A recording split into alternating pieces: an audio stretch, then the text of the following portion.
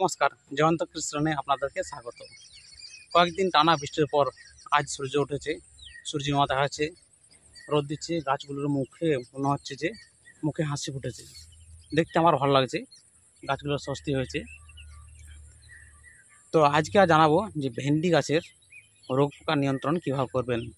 এর আগের ভিডিও জানিয়েছিলাম ভেন্ডি গাছের সমস্ত পরিচর্যা, আপনারা দেখেছেন, চাইলে আপনারা দেখতে পারেন, আমি ডেসক্রিপশনে লিঙ্ক দিয়ে দেবো, আপনারা দেখে নেবেন। সমস্ত কিছু ভেন্ডির বীজ কখন বপন করবেন, কোন জাত চাষ করবেন, কত সার দেবেন, সমস্ত কিছু পরিচর্যা আমি জানিয়েছিলাম।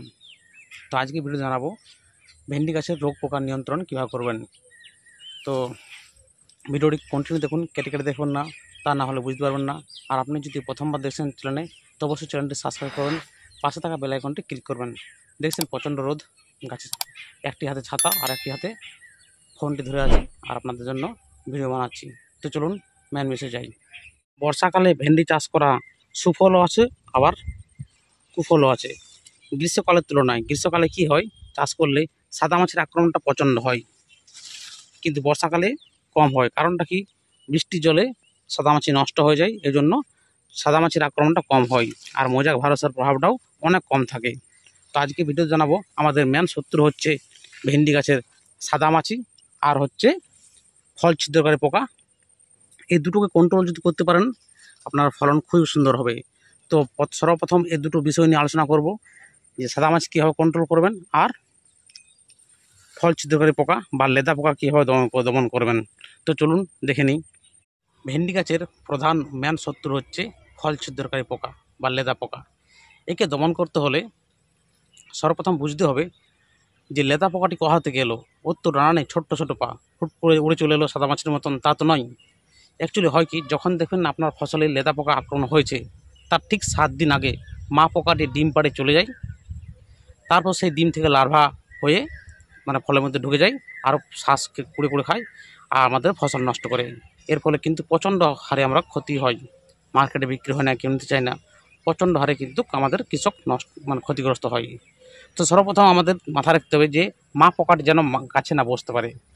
সেজন্য আমাদেরকে নিম তেল মাঝে মধ্যে স্প্রে করতে পারেন 5 ml প্রতি লিটার জলে, তাহলে মা পোকাটি বসতে পারবে না। তাছাড়া আপনি ইমিডাক্লোপিড গ্রুপের যে কোনো একটি ওষুধ, যেমন লানসার গোল্ড রয়েছে, আপনি স্প্রে করতে পারেন 1 থেকে 1.5 গ্রাম প্রতি লিটার জলে।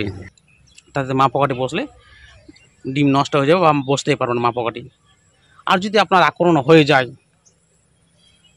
মানে ফল ছিদ্রকারী পোকা লেদা পোকা আক্রমণ হয়ে গেছে, তখন আপনি কি করবেন? তখন আপনাকে করতে হবে যে যতগুলি ফল রয়েছে, যতগুলি ভেন্ডি রয়েছে, সবগুলো কিন্তু তুলে নিতে হবে, ছোট বড় যা আসুক সব তুলে নিতে হবে। সেই ভেন্ডিগুলো আপনি বাইরে ফেলে দেবেন, দূরে কোথাও মাটি পুঁতে দেবেন। যেগুলো নষ্ট হয়েছিল, তো কেউ অনেকে গবাদি পশু খাইয়ে দেয় বা মার্কেটে কম দামে বিক্রি করে দেয়, তো আপনারা তাই করবেন।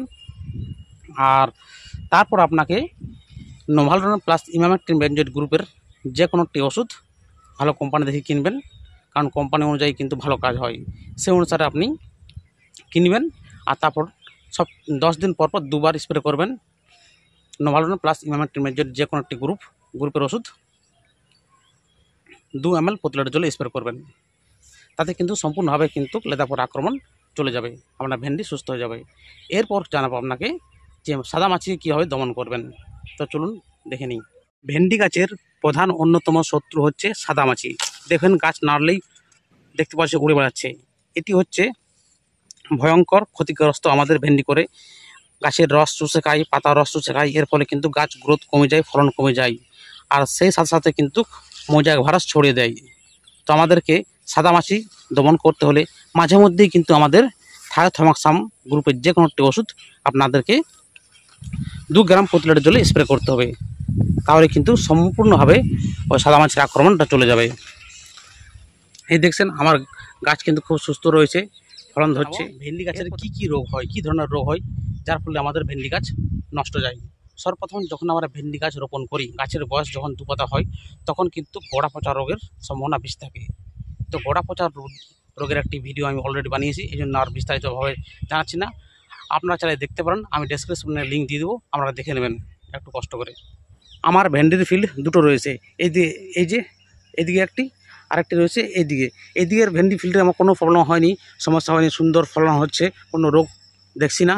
কিন্তু এদিকের ফিল্ডেতে দেখতে পাচ্ছেন যে আমার একটু হালকা হালকা হলদে ভাব দেখা যাচ্ছে, ছত্রাকজনিত রোগ আক্রান্ত হয়েছে। কারণ কি, এই যে কদিন ধরে টানা বৃষ্টি হচ্ছিল আর কি, তো তখন জল কিন্তু জমে যায়, ঠিক মতন আমাদের জল নিষ্কাশন ব্যবস্থা আসে, কিন্তু তার মধ্যেও জল থেমে যায়।